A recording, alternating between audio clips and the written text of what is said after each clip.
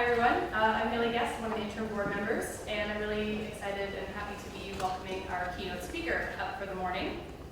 So this conference is all about bringing together scientists and educators and communicators, and so when we were looking for a keynote, we really wanted someone who had expertise in all of these fields, and Dr. Boris Worm certainly does.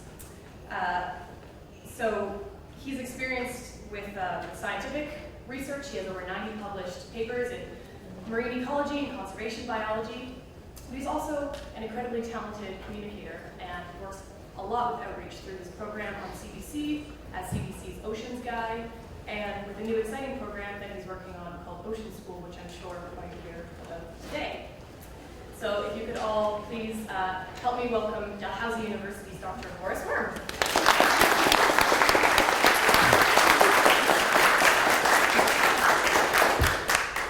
Thank you, Haley, for this kind introduction.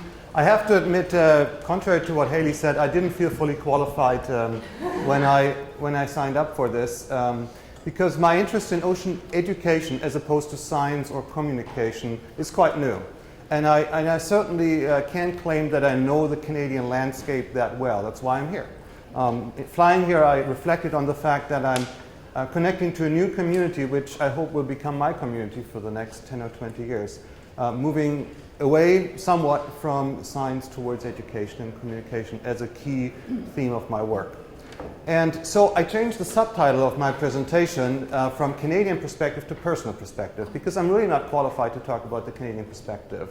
I don't know a whole lot, but I know what I've experienced. And I hope in reflecting on that, I can share some hopefully more general insights in how a person becomes interested in and passionate about oceans, ocean science, but also the sharing of knowledge and the broader outreach with the community through oceans. So that's really the goal of my talk, and I hope this works for this audience. So it really all starts with love, doesn't it? So this is me 3 years old when I utterly and forever fell in love with the ocean. And I'm sure every single person in this room has experienced this, maybe at different stages in their life, and maybe you fall in love all over again at some point, or you move away from the coast and you miss it so much you have to come back. Whatever it is, we've all been there, I think. And I would submit that almost anyone who is passionate about oceans had this experience, and often had this experience likely quite early on in their life. And this simple fact, and reflecting on when it happened for me, and what it carried in terms of a life path, my conviction is that it's really critical to reach people early on, as early as possible, basically, and give them that experience in one way or another. I'm reminded of an NGO that took inner city kids from Los Angeles to the ocean, Los Angeles, who've never seen the ocean, which is amazing to me. And then, if that's the case in Los Angeles, how about Regina, Winnipeg, Toronto, and so on? I think there's a lot of, particularly in Canada, where most people do not live on the coast, I think there's a lot of work to do to have people fall in love with the ocean. And then I think everything else flows from there. I did not just love the ocean, I also was intensely curious about it, which again, I'm not sure how much is an innate character trait or can be instilled, but in working with kids a little bit and seeing them interact with the ocean, I do see that almost all of them carry an innate curiosity. They don't just want to enjoy it, they want to know about it. What's that? What's that? How does that work? Where does that come from? And so on. And I think merging those two is something that's powerful. When you have the curiosity and the love, you have a drive to learn more, to explore, to think for yourself, and to hopefully make a difference. So that brings me to school. So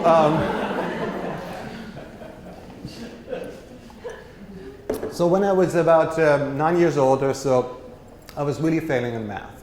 I wasn't good at math. And in Germany, where I grew up, we have a tiered school system, and only if you're in the top tier, you're allowed to go to university. With the others, you had school for only 10 or 9 years, and you can't go to university.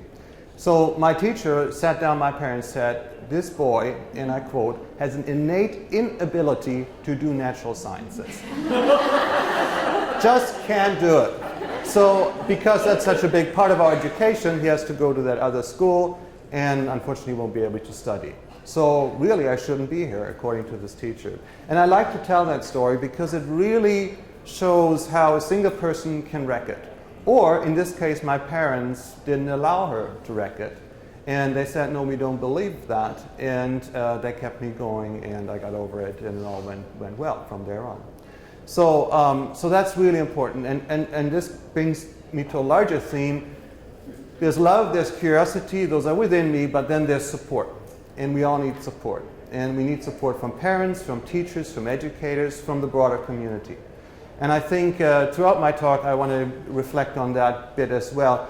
And that's something that's hard to structure, but it's something we can maybe incentivize or inspire. Okay, here's another embarrassing photo. I've never shown this to anyone. This is me at about 15, and I was a real science nerd at the time.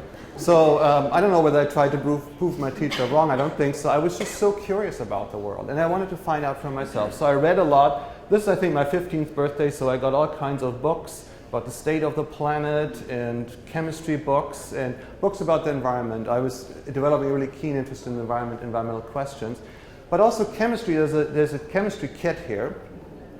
It was a way for me to experiment in a simple fashion. I built a small chemistry lab, and I had that for a few years, and I tinkered and blew things up, as boys do at that age, and almost killed the house rabbit and so on. But it all went well in the end, in that I gained an understanding of you can really find stuff out yourself. You can read about it, and that's cool, but you can also find stuff out yourself. And think for yourself. And that's, to me, that's a really critical lesson too. And one where I'm not sure we teach it enough in schools today. Critical thinking, creative thinking, I think are big items on the agenda, and maybe something in oceans we can really fold into the mix. Okay, and then comes Vancouver. So I grew up in Germany, but I always had this dream of traveling to Canada. And so I did in 1990, 25 years ago. I came here first, and I came to the West Coast. Victoria was my first port of landing, loved the place. And I met this remarkable person, Vicky Husband, she's not here, no? Who ran the Sierra Club at the time. I think she still does in some fashion. And she talked to me on the phone, and she offered me her house in Tofino without ever meeting me. And she got me engaged with someone who was working on killer whales in Robson Bight Ecological Reserve, because I wanted to do an internship in this kind of field, working with big animals. And so I went there, I sat on a cliff for a month, I observed killer whales and their behavior, and this is what I call looking deeply at nature. Not just briefly, but really every day, looking at it, thinking about it, discussing it with others, and so on. I also went on long, almost fatal canoe trips in the Yukon for a month and month. I went hiking. I spent half a year in Canada, and it really transformed me. It really made me appreciate nature in a whole different way, and particularly the oceans. And after this, I was completely set to become a marine biologist. So I did. I went back to Germany. I went to Kiel University, which was the biggest marine science center in Europe at the time. Today it's called the GeoMar. It's a global reach marine science institution with a very good marine biology and biological oceanography program. And I learned about the fundamentals. Also, this is something I think, with love and passion and all that is important, but really we need to learn about the fundamentals and the facts and what others have found out before us. So that was an important part. This was a few years. I will say I wasn't the happiest person in the world, because I still had this urge to actually be in the ocean and to do my own research. This was too much textbooks. I mean, we did go out on research cruises, and that was wonderful, but it's too much input and too little doing. Once I did my honors thesis and I went to a few field trips, we actually got to do our own projects and so on. I understood, okay, this is really what I want to do. I want to do it myself.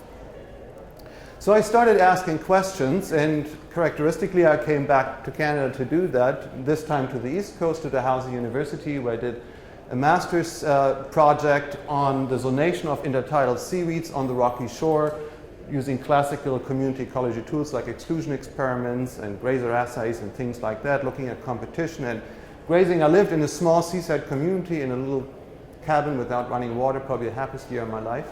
And the people thought I was completely nuts. And this is when I really, and they really did. They were worried about my brain function. And so I tried, this is where I started outreach. I tried to explain to them, this is 20 years ago, I tried to explain to them why it mattered. And I couldn't really do it. They were still thinking something was wrong with me. And you know, in a benign, nice way, they liked me, but it was like, okay, yeah, you do. And it was very fundamental research, to be sure, very academic. So from there on, I did a PhD at Keele University, mostly field work. Again, rocky shores, now more looking at applied questions of ocean pollution, particularly eutrophication and changes in the food web. It was classical food web ecology, but with an applied twist to find out how pollution changes the interactions in the food web. And it was quite a touristy area I worked in, so several times a day somebody would stop me, ask me what I was doing. And you know, after 2 minutes, you see the eyes glaze over, and you go like, "Something's wrong. I do something wrong here." So you learn. You know, you learn, and you start to be shorter and maybe more pithy or interesting or so. And this is how I really started to be engaged with non-scientists about these issues. And I found out that it really matters what you do. I mean, this kind of research really was hard to translate.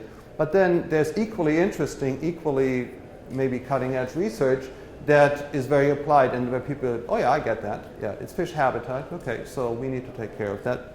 But really, what inspired me and ignited me, I will say, is this one article. And I think it's poignant that sometimes it's one person or one article or something that somebody says at the right time that can really change things around. And for me, it was this. It's called Entering the Century of the Environment, New Social Contract for Science. It talks about the increased realization of the intimate connections between ecosystems, human health, the economy, social justice, and national security. So what she says basically is that science is a very costly enterprise that's run by society, and there's a contract. And the contract for a long time was to make us wealthy and not have us work so hard. So now the contract is changing, and it's basically to keep us alive and to keep our planet running and our life support systems running. And for that, we need faster and more efficient transmission of new and existing knowledge to policy and decision makers, and better communication of this knowledge to the public. This will all be required to meet this challenge. So all of these aspects, every bit of this message deeply, deeply resonated with me. And I thought, okay, this is what I will do. And I will pick questions that are of importance to society, and when I find an answer that's meaningful, I will communicate it. And it was as simple as that, and so I did that. But also, again, you don't typically do these things by yourself. You need inspirations, and in my case, I was lucky enough to meet a mentor, Ransom Myers, whom I met in '99 at Dalhousie, and then I did a postdoc with, a postdoc that was very poorly defined, and really I had not really an intention to work with him because I wanted to do my own stuff. But he was a very gifted fisheries scientist, mathematician, statistical modeler who had thought a lot about big data sets. And I had thought about ecosystems and gained some experience in how ecosystems work. So we threw these two together, and we came out with a series of papers that looked at how humans change ecosystems more or less on a global scale. And the other thing, so that was a topic, a research topic that really was important. But the other thing was that Ram was this unique, I say was because he unfortunately died in 2007, as many of you will know. Is a unique individual who was really different from the rest of the pack. And he was really thinking differently and by himself. And that was something I very much respected and I learned from. So a question we asked, it's very simple. When I did my research in the Baltic and also in Nova Scotia, I never saw a fish. The biggest fish I saw in the Baltic was about this size. It was an introduced goby from the Black Sea. So I was really wondering, and I read some historical texts that talked about abundance of fish, including big things like tuna and swordfish and cod and so on. in the Baltic Sea, and they weren't there anymore. So the question is, where did they go and when did they go? So we did a project on tuna and billfish, some of the largest fish in the ocean, and then also some of the more coastal species like cod and halibut and so on. And we mapped the changes in catch rates, warm colors, high catch rates, cool colors, low catch rates, about tenfold lower than the warm colors, all around the world from long-line data. So it starts in 52, and you see the rapid expansion of, in this case, long-line fishing, Japanese long-line fishing, across the world ocean. And by the 1960s, much of the ocean was covered, and you see where new areas were explored or fished for the first time. You got these very high catch rates of these extraordinary large fish. But then even a few years later, those would attenuate. And by the time I was born, the ocean was really already quite massively transformed according to these data. And then by the time I was getting interested in my chemistry labs, it was a totally different place, mostly blue colors. And from this we concluded, quite controversially, that 90% of large predators had been fished out, meaning the largest commercially important fish like tuna, cod, and so on. And that this was seen equally in different areas, different oceans, different climatic regimes, fisheries-dependent data, fisheries-independent data. You would always get approximately the same story. What's different is the species and the timeline. What's not different is the trends.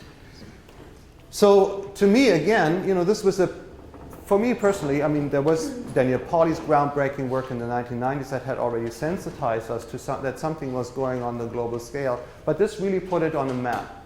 And it really showed me that no part of the ocean remained untouched from people. And that message got out, and it got out all around the world. And again, we didn't do this by ourselves. This is Nancy Barron from COMPASS, the Communication Partnership for Science and the Sea, a division of CWeb. And she really helped us prepare a press release, reach out to journalists, and communicate this properly. Again, this makes me reflect on that. Sometimes there's catalysts. There's a message, there's a scientist, there's an audience, but it needs a catalyst to connect the two, and she certainly was that catalyst for us as well as for many other people. Okay, from that we went on and we asked, okay, we're losing species, at least regionally. Most of these species are still around globally, but we're losing them regionally. They're at least a lot depleted in abundance, so they may be functionally extinct in some ecosystems. What does that do for people? So this was, again, going back to Jane Lubchenco, connecting it back to society, to security, to survival. And we linked this to the concept of ecosystem services, the things that ecosystems do for us. So this was a working group we convened. Again, this was a team effort, and we looked at a lot of different data sources. We looked at experiments, we looked at historical data sources, we looked at fisheries data, we looked at marine protected areas. Different scales, different approaches, always the same result. When we're losing biodiversity, we're compromising essential services such as fisheries, the provision of habitat, or the essential filter function that maintains water quality in these ecosystems. And with that comes a number of risks that can be quantified, such as fish kills, beach closures, oxygen depletion, coastal flooding, and so on, that are directly linked to the depletion of these essential services, which are run by these species. We're compromising, at least in their vitality, if not regionally driving them to extinction. So again, this got a large media response, and by that time I understood that, that some of these findings, they really need to be communicated properly. And with this particular paper, we had the media coverage focusing heavily on the depletion aspect, not so much on the recovery aspect and the ecosystem service aspect that we wanted to communicate as well. Nevertheless, it really rung a bell that, that ecosystems, marine ecosystems were broadly in danger worldwide, and that something needed to be done. It also raised a lot of controversy. Basically the question, how bad is it? Is the glass half full or half empty? It depends on your perspective. But really, there's only one glass and one water level. So because of all the controversy around it, we, which sometimes was coined a fisheries war, we we compiled another working group, this time with some people who thought it was half full, others who thought it was half empty, and to look at all the available evidence, and maybe most importantly, not just look at the state of the oceans and the consequences of depleting species, but also of how do we bring it back. So there was our Next Tenses group, which ran from 2007 to 2009. Again, a community effort. How can we get things back? And is there some evidence that it's actually possible to recover these ecosystems when we do a good job in managing them? And the answer was a resounding yes. And we published a paper again called Rebuilding Global Fisheries, which was a blueprint for how to bring things back. This is a table from that paper where we show across a variety of ecosystems that have been heavily depleted in the past. Some of them are still heavily depleted, like the North Sea. Historically low abundance, but still a large range of measures to bring things back. And as a result, decreasing exploitation rates in these ecosystems. Doesn't mean things are good, but it means things are at least not getting worse. And in some cases, like in California, for example, strong evidence that things are actually getting quite a bit better. An important message from this was things are bad on average. We can turn things around. We already have in some places. It can be done. The tools are there. All that's needed is political and societal will. So for me, though, this was a sea change, a turning point, for various reasons. One, naively, I thought, okay, we're done. We did our job as scientists. We showed the problem. We showed what can be done. We even demonstrated that it works. So now it just has to be implemented. And so what we did is we went to Washington, D.C., we went to Ottawa, we talked to policymakers, left, right, and center. We talked to NGOs. We had a really broad outreach and communication effort. This is Gershé, our fisheries minister in Ottawa. And the more I was doing that, a question popped up in my mind. I look slightly stoned here for that reason. This is 2009, and I thought we'd done all the right things, but at least in Canada, nothing was moving. Nothing that I could tell, or very, very, very little. Not nearly enough. So clearly, we did something that was needed, hopefully important, but it wasn't really translating into action on the ground, at least not yet. So the question is, what is missing? What's the problem? And this I don't want to joke about this too much, because it really, for me, it was a crisis of confidence. Like, what else do I do? What needs to happen as well, and in bringing about real change, real transformative change that not just slows the depletion of the ocean, but actually reverses it. So I went on sabbatical in 2010, and that was a good idea. And I did a few things. First of all, I looked at the evidence, and this is a very new CPAWS report, actually this month, showing how Canada lags behind places like Russia or Saudi Arabia in implementing well-protected marine reserves. Painfully, we lag behind. And then, of course, it's the same with climate change and many other issues. Another thing is that I started to understand around that time is that people were really not all that engaged with oceans. So I live in Halifax. It's a coastal city. People do recreate on the ocean, but they don't seem to be very engaged at a deeper level. So this is the paper that Haley and others published earlier this year, actually just a few weeks ago. Where she showed, using a simple quiz with 11 questions, like multiple choice question, like what is plankton, is a whale a fish, a mammal, or both, and so on, to test general ocean knowledge among school kids at various grades. And you can see on average it's about 50% or so. So that's not so good. But it also reflects a broader societal predisposition, I find, particularly in this country, that it's an inward-looking country. It's not a country that looks out to the coast. It may be different here in Vancouver or Victoria, but most people don't live on the coast, they live inland. So freshwater issue, for example, I find are very well represented. because a lot of people live on the Great Lakes and on rivers and lakes inland, but not so much oceans. So there's something there where I think there needs to be more of a groundswell, more of a bottom-up approach to changing perception. So that was a realization. Another realization was that when you actually measure biodiversity states over time and you project into the future, it's done by this United Nations World Conservation Monitoring Center study last year.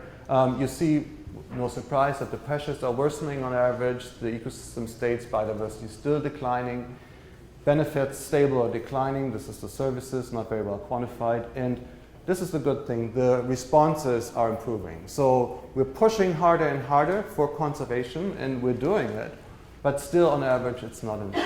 So that's the overall feeling. I had personally, throughout what I've tried a lot, I've collaborated with a lot of people who do even more, and it's not enough. It's not helping enough. It's not helping to reverse this, which is really what we should measure our successes against. So, this is another thing I did during my sabbatical. I looked at various indicators of how much in trouble various large marine ecosystems were all around the world. So I looked at the effectiveness of management, red is bad. I looked at biodiversity, red is lots of species, so potentially great danger to a lot of species if there was a problem in that ecosystem. Catch trend means we're fishing harder and harder, more and more, so red means higher and higher catches that in some cases are not well managed and may endanger a lot of species. And where these overlap, we identified these so-called fisheries conservation hotspots. Around Indonesia, Southeast Africa, the Red Sea, West Africa, where I just was last month, and the Gulf of California, surprisingly.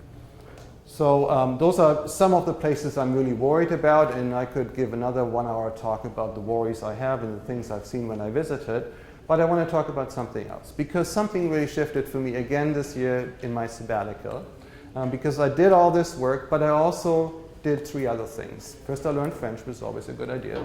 Then I started a radio column because actually a politician had told me, if you want to change this, you just need to repeat the message. Just keep repeating it, and it will eventually sink in, which was total news to me. You had to do that? Okay, I can do that. I can repeat it. And so every week I was on CBC and talking about the ocean. Really, the message was very simple. The ocean is big. It's important to us. It's in trouble. We need to do something.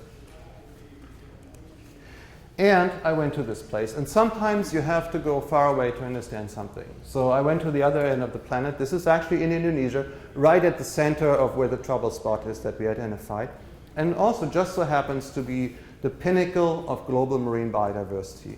Nowhere in the world you have more species of hard coral than here. A football field area in Raja Ampat has as many coral species as the entire Caribbean, for example. That habitat supports a huge variety of fish. This is a small area, about the size of Nova Scotia, but it has 1,600 plus species of fish. I say plus because we're still counting. New species, a lot of them endemic to this area, are discovered all the time, like this walking shark, just discovered a few years ago. This is actually a shark that walks on its fins. This is a pygmy seahorse, where you have to go this close to even see it. Amazing, amazing variety of species. This is mostly why I went there. I just wanted to immerse myself in that beauty and see, because I have an interest in what causes places to basically explode in diversity and others not. Also, you see a lot of large megafauna, the largest existing nesting beach of highly endangered Pacific leatherback turtles, some large aggregation of manta rays, whales, even the orcas get there. So I went there to see all that, but I came back with a different impression. And I connected to the people there. And the people did something that was extraordinary. So this was local people with the help of several NGOs from outside who'd come in not to tell people what to do, but to talk with them about what they had and engender some pride in, because people didn't know they were sitting on the world hotspot for marine biodiversity. They didn't know that simple fact. And also there was a lot of trouble. There was shark finning, there was turtle poaching, there was boats coming in from the Philippines and elsewhere poaching and fishing illegally left, right, and center. No enforcement, no government to speak of. this was a place where I would have said a priori, nothing can be done. This is totally hopeless. Let's go somewhere else and work there first. But some people didn't take that for an answer, and they worked there. And they started an education and outreach program on the ship, which was a retrofitted tuna persona. And it's basically a swimming ocean school. And they went from village to village, spent a week in each village, and they taught kids through song and play and lots of other means about the oceans and about ocean conservation.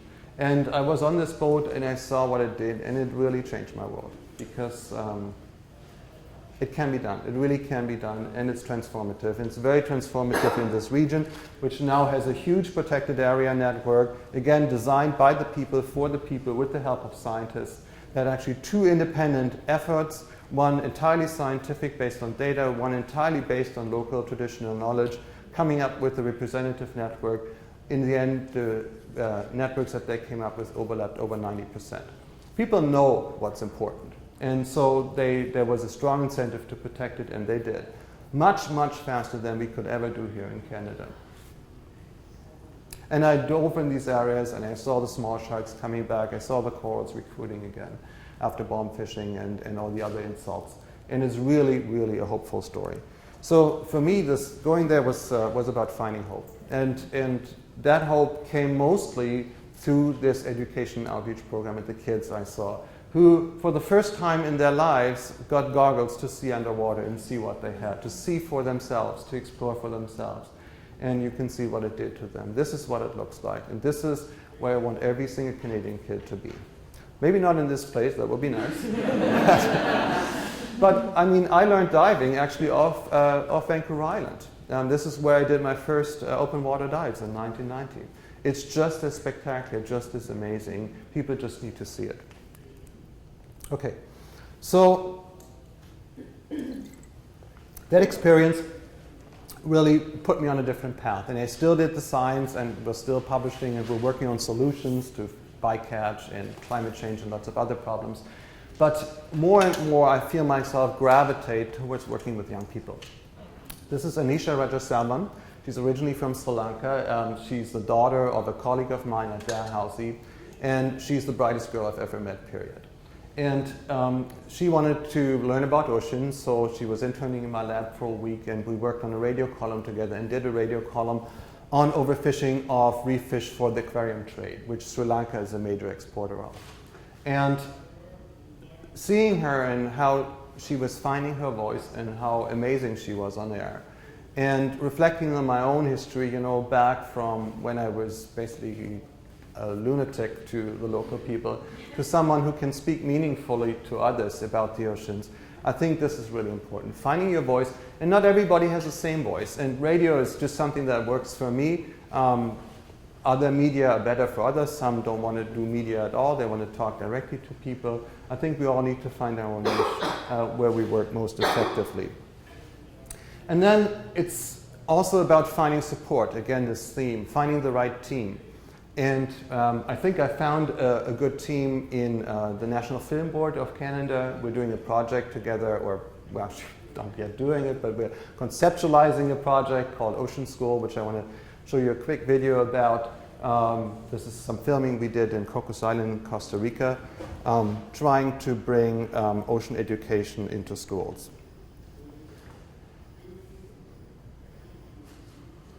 Is the sound on? No. Could you switch it on?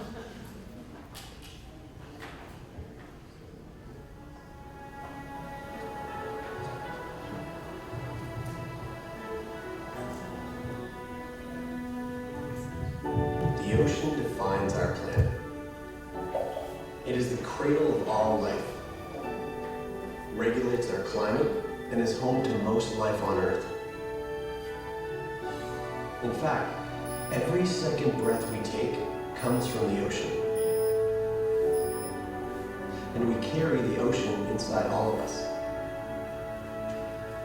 It is our origin and our future. Yet much of it is still a mystery. It's critical that we expand our understanding by going on a journey of scientific discovery that will allow us to experience the wonder of its diversity, the mystery of its depths, and the threat to its future.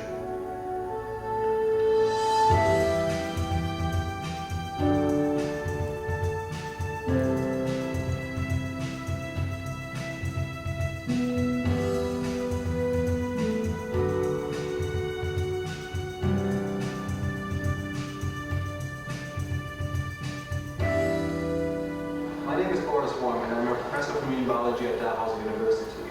The fundamental vision of Ocean School is to teach science through an ocean's focus. That's good. We're good. Teachers can use exciting, interactive, online content to teach science curriculum through an ocean's lens and give teachers a tool to fascinate students and really draw them into the sciences. Ocean School is a groundbreaking, interactive, web-based learning for grades 6 to 9. Global hotspots representing a diverse range of ecosystems will provide the framework for an experience that will transform the way students engage in the sciences. 4 grade modules featuring interactive simulations, educational games, and data analysis will empower students to ask critical questions about the world around them. As the students' knowledge of our blue planet grows, they will be introduced to international ocean champions that will put a human face on these complex issues. Probably 1 out of 1,000 hatchlings make it to adulthood.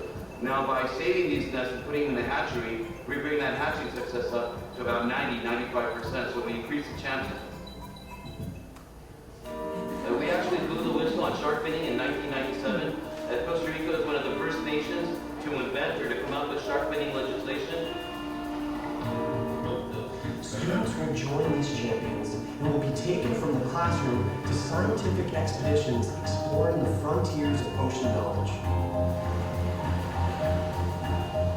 The first Ocean School expedition traveled to Cocos Island, 500 kilometers off the coast of Costa Rica. Cocos Island is a marine sanctuary for sharks and turtles. Scientists were there to tag marine animals with tracking devices and to collect real-time movement data.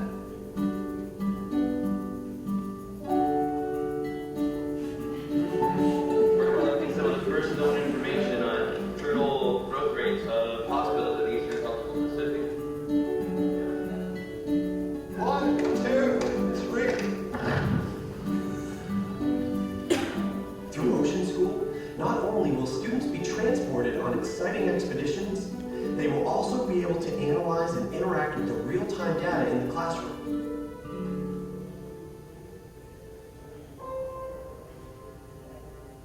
This is our last day of Cocos Island. I think this place teaches us something.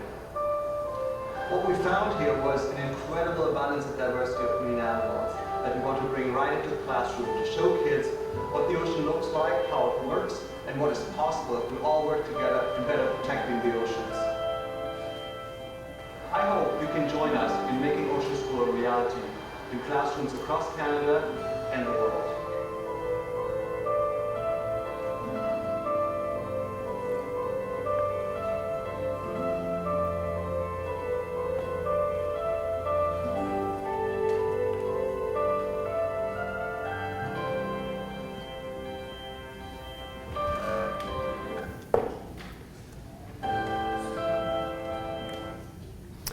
All right, so that was a quick introduction to what we're thinking about. This is an evolving process. The project isn't running yet, and we're thinking about different aspects that we can do, but I really value your input on this idea.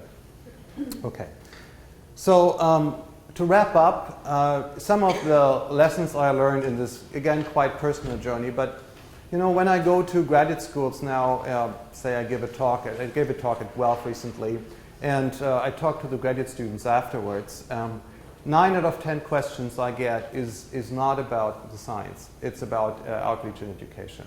It's really striking to me how the culture has shifted, and particularly among graduate students and young scientists today. There's no question that this is important, but there's a lot of questions on how to do it right and whether it's okay to do it and all of that. So some of the, again, personal this was the best advice that somebody ever gave to me on this topic. It was Jeff Hutchings at Dow. And he has said, when you stay with the data and you stay with the evidence and you stay with the data and you stay with the evidence, nothing can ever happen to you. Because you're just talking about what you've seen and what you found to be true. And then, of course, data can be overcome by new data, but that's a different story. Then you change your message. But as long as you stay with the data, you're really somewhat invincible. Then sharing what you've learned through stories. So I think since the time of caves and campfires, we've always learned through stories. And this is partly why I gave my talk today as a story, because I find it transmits a lot better than when you just simply talk about facts. And we all know that. That's a simple one. Something that's maybe less intuitive is the pushing into the unknown. And I also would really like students and kids to be doing that. Like to ask questions about the things we don't know, the vast unknown that oceans are. 90% of species yet to be discovered, only 5% of the seafloor ever surveyed. There's a lot to be learned. Now, one problem I find, and I see this with my graduate students, when you push into the unknown, when you do that, at some point you always feel stupid. And some people are discouraged by that. And then you have to get over that and say, no, this is not a bad thing. This is actually where you want to be. You want to feel profoundly stupid, because then you know you're at a place where really something can be gained. If you think you know it all, then why not do something more interesting?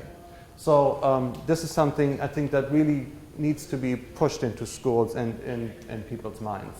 Now, dealing with criticism, again, in doing outreach, I've had a lot of controversy. I think embracing that criticism, working with your critics, revisiting the evidence together, looking at the data, coming back to here, is what we all should be doing. Then, not just to talk, but to listen. So to me, that's a key one. A little bit tongue-in-cheek, I say mostly to kids, but really it's true. Like some people, particularly at young age, they can just cut through all the jargon and have really asked the really important fundamental questions. And then, of course, repeat the message. I learned that. I didn't know that was important, but it sure is. And then keep it short, which I haven't done in this talk, but I hope you can apologize that.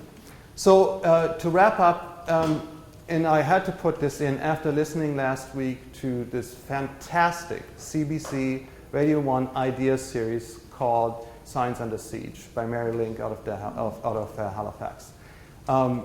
If you haven't listened to it yet, please do. It's on the web. It's 3 50-minute episodes. If you just listen to one, that's fine. The first one is probably the most powerful one. But the third one is good too because it gives solutions. And it talks about what makes a democracy work. And not just work, but actually grow and blossom and develop and adapt to challenges, like the challenges we are all facing. And so I just kind of paraphrased it here, but I think this kind of encapsulated mostly. We start with evidence, with honest, impartial, apolitical, non-partisan observations of what the world looks like. The trends, the states, where it's going, the problems, the solutions. The free press communicates this honestly to an informed public through the democratic process, which is voting, but lots of other things like NGOs and demonstrations and writing to your elected officials and so on. This provides information for accountable government, which then hopefully keeps funding scientists to find out what the world looks like and how it works. And as we're all aware of, this is a strained link these days, as some of this is now in Canada. I think this is a terrible state of affairs and something that we need to change. And I think ocean educators actually can be catalysts in this, as other educators and NGOs as well. We're not alone in this. But how I understand the mission of this group is to take scientific evidence, to work with the media, but also directly with the public, and contribute to the democratic process, holding government accountable on those files that we all care about. So to me, this is a keystone role that can enable and kind of kickstart some of this cycle that's so vital for our democracy to work. I want to end with a vision, snowy plover, endangered species.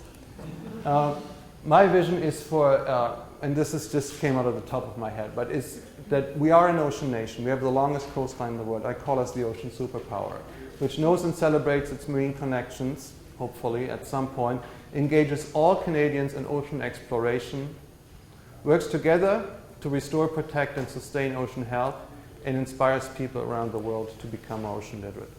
I think this is my personal vision. I think this is something that that we can all contribute to, and we are already contributing to. So with that, I'd like to thank particularly the organizers, Rick, Haley, for bringing me here, and everybody for coming and joining in and sharing, and thanks for the opportunity.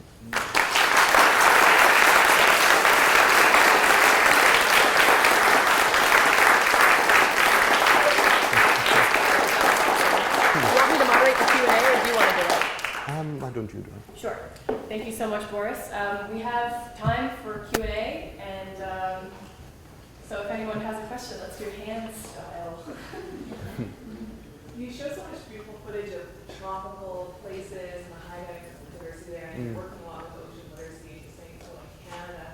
We have some of the most amazing diversity there, but I see so little of it featured in a lot of these sort of videos. So It's true. Are you making a specific effort to sort of highlight the BC coast or the Arctic? Arctic, or yeah. Most of the filming will be done in Canada. This was just that as we were thinking about this project, I was invited to go on an expedition to Cocos, so I said, you guys want to come along and film? So we did that. And that's where we produced the trailer from. But for sure, most of the filming will be done in Canada, because most of what you want to talk about, you can show here. But we also will go, for example, to Raja Ampat to show what some other culture societies are doing and how they're approaching this and how they may be doing things that we're not yet doing.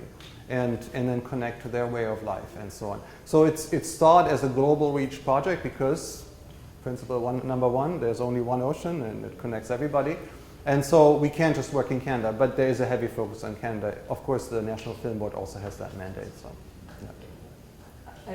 As a comment as well along those lines, that I think everyone in the room here realizes the cold, dark waters of Canada. We do an awful lot of this. It's all better somewhere else. And the same thing that thankfully then there will be revealing the life on our shorelines and the tide in the Canadian hidden mystery within the waters. Absolutely, yeah. Another turning point for me, this was a couple of years back. I went out on a boat about 10 miles off Halifax, just straight out on the Scotian Shelf. And it's really, you don't know it until you see it, how amazing it is. And this is, there's no islands, there's not a lot of structure, it's just garden variety ocean. But it's like a zoo out there. There's huge schools of herring, there's gannets diving, we saw humpback whales, fin whales, big schools of bluefin tuna, poor beagle sharks, blue sharks, all in one day. And this is something I talk about in my column all the time. Like, you just have to go out and see. So I fully agree, and Canada definitely has a lot. And also, I had a project in mind for many years, which I have only done a little bit of, is the fishing banks, like the Grand Banks, the deep valleys off the Scotian Shelf edge and so on, where when you talk to fishermen or observers, the fish there are stacked like 20 stories high. And imagine diving there and showing what that looks like. And I did that once in Norway, where there's still fish around. And it's the most fish I've ever seen. I mean, not even Cocos or any of these other places comes close. So that's amazing. And that needs to be shown. That's comforting, because there is this idea it's better somewhere else. Yeah. There's another turtle being released into the ocean. Yeah. That's somewhere else. Yeah, definitely. Yeah. And we work with turtles in Nova Scotia, leatherback turtles. And that's, there's a lot we can do locally. But I also like to keep the connection to those other places, because also that's something, those images are already in people's minds. Like when you talk about the amazing ocean, they think about coral reefs and so on. That's what people have from National Geographic and so on. But they don't think about the Grand Banks. They only think of that as blocks of fillets, basically. And that needs to change. Go ahead. Go. Totally great. So I was really intrigued by your slide that showed responses going up and state benefits going down. So it implies that those responses have not found the right leverage spots yet to change those stakes and benefits. And the rest of your talk, in a sense, was proposing this work as being one of those more effective leverage spots in your belief. Education, communication Yes. of these, Yeah. these issues may be part of the response that helps to change those things. But I wonder, did you talk about what are the other leverage spots? That So you see? in this study, they looked at things like increasing MPA coverage, total protected areas, also awareness of things like biodiversity, number of laws passed to protect, and so on. So it was a global study, not just Canada, and education was in there, but it was a relatively small part. No, for me, this is just, again, personally, what I saw as a missing link. I saw the science being done, I saw it being communicated properly, the media, being all over the place, but then it didn't translate into action, at least not that I could tell, not enough. And I mean, there's single efforts by dedicated people like Amanda, who will ask the next question, to, for example, safeguard seahorses, and there's NGOs working on many different aspects, and I do see a lot of change. I don't want to paint the picture nothing's happening, but it's not enough. It's quite clearly not enough. So thanks a lot, Boris. One of my concerns lies in the way that we actually train our university students and how we mentor our colleagues to feel more comfortable with this. Because I would, of course, agree with you that if you stay with the evidence, you're safe. But that's become such a mantra in science that people are unwilling to step beyond the evidence. And what you hear over and over again is we don't know enough to make a recommendation. I think we've got a situation where, we've got to embrace Bob Johannes's perspective. There's no such thing as perfect advice. We can give imperfect advice or none at all. And we're somehow giving the students the sense that they can't speak up until they have perfect advice to offer. So one of my biggest concerns is getting us to realize that we have enough data actually to make a change. I'd love to hear about how you think that could be shifted, because yes, the school students are critical, and I love that you're trying that, but the sort of more immediate people able to affect change are the emerging voter, the emerging CEO, the emerging environmental lawyer, whatever. How do we give them confidence to speak up on these issues? So I think, first of all, this idea, which is often used to delay action on climate change, is that we don't have perfect certainty about the trajectory, and unless we have that, we can't really do much. It's a deeply unscientific argument, because even philosophically, we can never have certainty about anything, right? There always may be the black swan somewhere. So we always have to deal with varying levels of uncertainty, and we have to be comfortable with that. I think that to make that message, for lack of a better word, sexy and interesting, and this is an interesting world where we don't know everything. But in our daily lives, we do the same. I mean, we kind of muddle through with totally imperfect evidence, horrible advice that our parents gave us, and but it somehow works reasonably. So I think making that message, but also really saying science will not give you the perfect answer ever, but it's the best we have, and that's why we fund it. My question is how we convince our academic colleagues. I look around the room and I see very few professors here, and yet we're training the next generation. How do we convince our colleagues to carry that message that you and I agree on? Repeat the message. It's the only advice I ever got that worked. Yeah. So if I can offer a follow-up on that a little bit. To me, scientists are trained to think in terms of this certain level of confidence, which is actually also arbitrary, but let's say a 95% level of confidence before you're willing to go out on a limb on something. And what I've heard, and I think this is probably reasonable advice, is that that's not the right framing of trying to describe a problem. It probably is better to think in terms of something like the way that insurance companies think about things and risk management, and that's not the way that scientists are trained to think. And so that might be an answer to your question. That's an absolute excellent point, and I hadn't thought of that, but I fully agree. Yep. Just as a follow-up to this conversation and a connection to what's happening in our elementary schools in British Columbia, our process of learning is no longer just taking a look at the end results. Our process of learning is assessment for learning, as learning, and of learning. And what we're learning to celebrate and recognize that if we focus on the process then we are by far better at encouraging our students, encouraging our parents to engage in the learning process, because it's the excitement of those discoveries and where it's going to take us, not necessarily that poster board or that product at the end that may not effectively carry the message of how much excitement and how much gain has been made within the process. And we celebrate those wrong steps because they're just another way of triggering us to go deeper in Interesting. our investigation. Yeah, So, thanks. Yeah. Mhm. It strikes me that there's a tremendous opportunity for scientists to partner with educators like you are to develop curriculum materials, other educational materials. Do you think there's a growing appreciation of this among scientists, or kind of an increasing recognition of the importance of these kind of partnerships among your colleagues? Well, yes, I would say the outreach bit. So for me, outreach and education is slightly different. So outreach is more working with the media and working and somehow, like social media as well, and getting the message out somehow. Education is more this one-on-one working with particularly younger people and so on. Outreach, yes. Education, not so much, I think. I think that's just starting. And I gave my first talk at a school, I think it was maybe in 2010 or 2011, that year where everything changed. And it was terrible.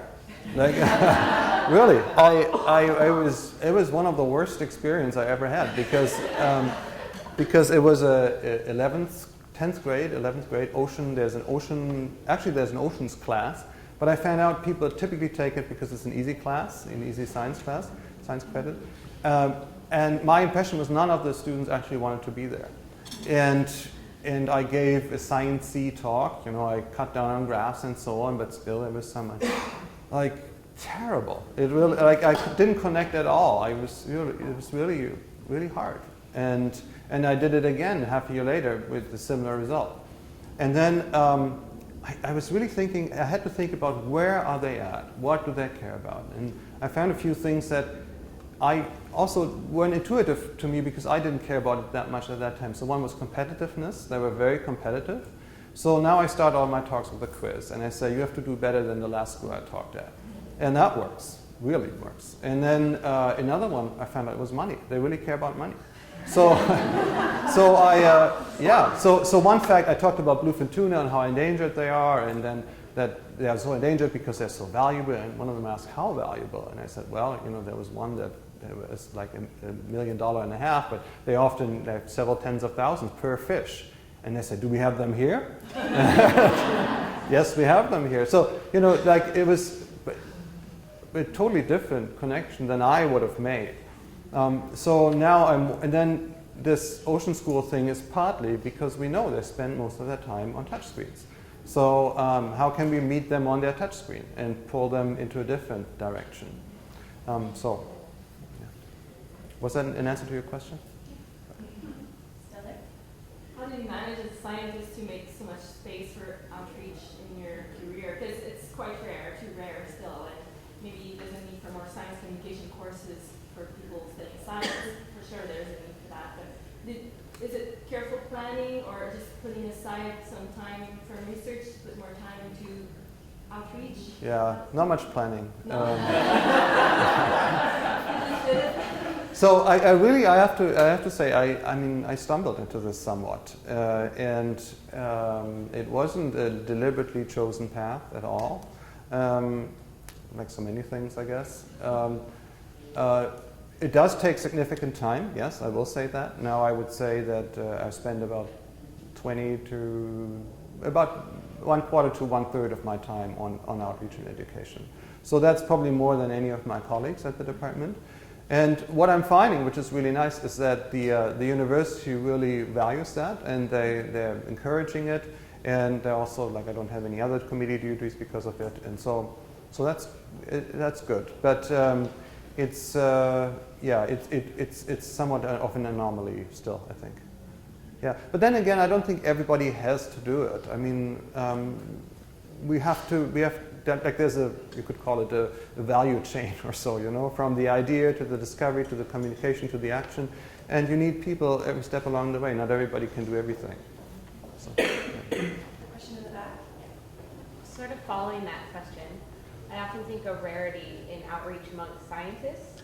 can be attributed to a hesitancy to be considered an advocate, as that might diminish your unbiased or scientific credibility. Yeah. How do you respond to that, and where should scientists fall on the line between unbiased researcher and environmental advocate? This is probably the most common question I get when I talk to graduate students, and Daniel Pauly has the perfect answer for it. He said, and he said this a while ago, with physicians. If a physician isn't an advocate for the sick patient, is he considered a good impartial physician? No, he's considered not very good. And so that's an analogy. Like, we're diagnosing problems in the patient, which is the global ocean or bits of oceans or animals we care about or ecosystems. And if we see pathology, we care about it, and we should. And then we should reach out about it and also speak about how that makes us feel. I don't have any problem with that. I will say that I do stay away from political agendas. And I typically don't speak at venues which are organized by parties or where there's somebody from a party speaking, even if it's a good cause, because I feel I don't want to be associated with any political agenda. To me, that's important, because then you get into ideology and things being used for certain ideologies. And the ecological agenda is part of an ideology, and it can be used as such. But I have no interest in that. To me, it's something that stands on its own and something that we should all care about on first principles, no matter what political color we wear. Peter. Thank you, Boris, for all the work you're doing. It's the first thing to give a person having spoken to that. Two things. One, I really like being the physician. My dad was a doctor, and I just sort of think of that analogy. Everybody can relate to it. Yeah. And it'd be really good instead of having a PhD, you have an OD or something. You know, a doctor of the ocean rather than a doctor of philosophy, which is sort of off there. Right. So that's sort of an interesting idea. And the other point that we're finding is how important it is to make connection between the ocean and, say, you know, the interior, and make it relevant to people right in the middle of the country. With Canada's great expanses of land, it's just a plea, really, to work on ways to make that connection to people who don't live, you know, in BC or in the Maritimes or whatever. You know, the lakes keep saying, "Hey, we're Great Lakes, we're a big ocean." Yeah. So just a plea to put that in there, and the challenge of making that connection. Yeah. One thing that works really well is the oxygen produced, the second breath. Right. And but there's others, and I agree. Something I would really like to do ultimately is to have everybody like see the ocean and be immersed in it, because I think then a lot of the questions, why is it important, go away. Like, it's just what makes this planet work, right? And what makes it unique too. I know we can't ship everybody to the ocean, but we can maybe create experiences that are as immersive as possible, and we're thinking about some technologies to do that. To have people really experience and see what a lot of us have experienced and seen. And also go to places that you can't go even if you tried, like the deep sea or so.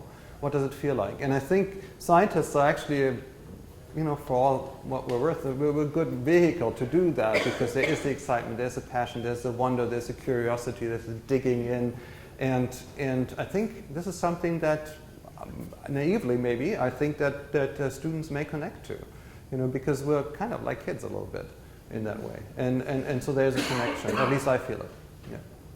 I think we have time for one more question, and maybe a short one. What do you think about having everybody see the ocean virtually? Mm-hmm. So with one thing that springs to mind is the example of the 14-year-old boy in Ukraine who made a discovery about northern elephant seals foraging on hagfish at 154 meters. You know, here's someone who's landlocked, far from the ocean, and actually doing all of those things. Yeah. No, definitely. And I think there's lots of vehicles where students can interact in a virtual environment with it, and they're making a lot of other experiences in virtual environments. I mean, I grew up pre-internet age, and so I made my discoveries through books, and you know, that was okay. Like, it created this virtual world in my head, But now we can do something that's even more immersive and maybe compelling to a broader audience even. And like we just had a meeting last week with a company who works with 360 video technology and augmented reality, and we have these goggles on, you look around and you can actually explore like for yourself, and you can decide where you look and where you go and where you're, and it's pretty darn close, minus the bubbles, but you know, it's really, I mean, it's as close as you get. So I think if that's the next best thing, having my choice, I would still bring them out to the beach, and I do lots of that. But this is maybe the next best thing. But then also, something that drives me crazy about, say, the BBC Oceans and so on, and they're beautiful footage and all of that, and you appreciate all of that, but it doesn't connect to your life at all. It actually doesn't connect to people typically. There's no people in the shots, as if the ocean existed away, you know. And then the second thing is actually connecting to discovery, like that boy you mentioned, or places like Virtual Fisher or so, where people can download deep sea footage that nobody has ever looked at, and you're the first person to ever see it and do research on it. And this is something we would like to bring into schools. And it's good for science, it's crowdsourcing, but also it's hopefully good for students and educators as well. Yeah, that example was an Ocean Networks Canada Digital Fisher example. There you go. Yeah. Yeah, it's a wonderful, those are just amazing tools, I think. Yeah. Well, thank you so much, Boris, for My such a pleasure. wonderful talk. Can everyone please join me in thanking